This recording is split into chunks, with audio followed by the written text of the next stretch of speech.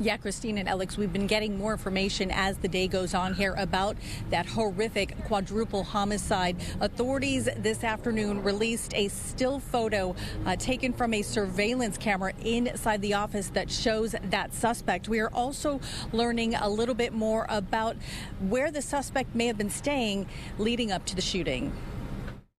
This chilling photo shows the armed suspect inside the office building in Orange during his shooting rampage, as police say he gunned down 4 people, including a 9-year-old boy.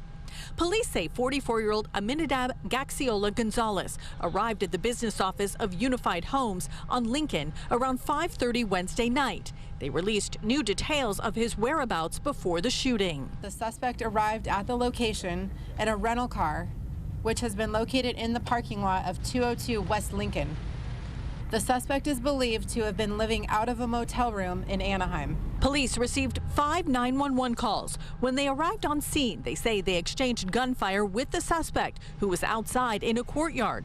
When officers then tried to enter the complex, they encountered a locked gate. It appears the suspect used a bicycle-type cable lock to secure the gates from the inside. Officers had to use bolt cutters to cut the locks. Once inside, they discovered a horrific scene. Officers located 2 victims in the courtyard area, one of which was a 9-year-old boy who was deceased. An adult female who had also been shot was found with the boy. What their relationship is exactly, it's still under investigation. I don't want to say for sure. The child was being protected during that act before he passed. Police also found 3 additional bodies, 2 women and a man inside the office building. The business, Unified Homes, is described on its website as a real estate mobile home dealer and general contractor. Police say the suspect knew his victims, but didn't specify the exact nature of the relationships. They say the violent shootings are not random. The preliminary motive is believed to be related to a business and personal relationship, which existed between the suspect and all of the victims. Now, we are also learning that more than 20 officers arrived on scene when this all first happened. They engaged with that suspect. He did suffer at least 1 gunshot wound and was taken to the hospital in critical condition. We understand that he is still hospitalized at this hour. The female survivor in that courtyard, we understand that she was also critically wounded, and she is also in the hospital recovering at this hour. The names of the victims have not yet been released, and we are expecting that to happen possibly as early as this evening. So we'll keep you posted on that.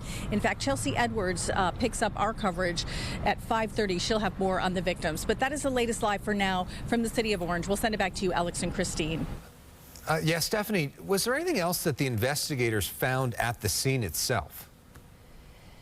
Yeah, we understand that investigators also found a backpack at the scene containing pepper spray, handcuffs, and ammunition. And what's also interesting, Alex, is that we heard Todd Spitzer say this afternoon that he would likely plan to seek the death penalty in this case if he could prove that that suspect was lying in wait. One of the ways he talked about doing that is the fact that the suspect, they say, locked those gates with that bike lock, and they say that that shows premeditation. So we'll have to see how all of this plays out. Nonetheless, a very horrific quadruple homicide here in the city of Orange.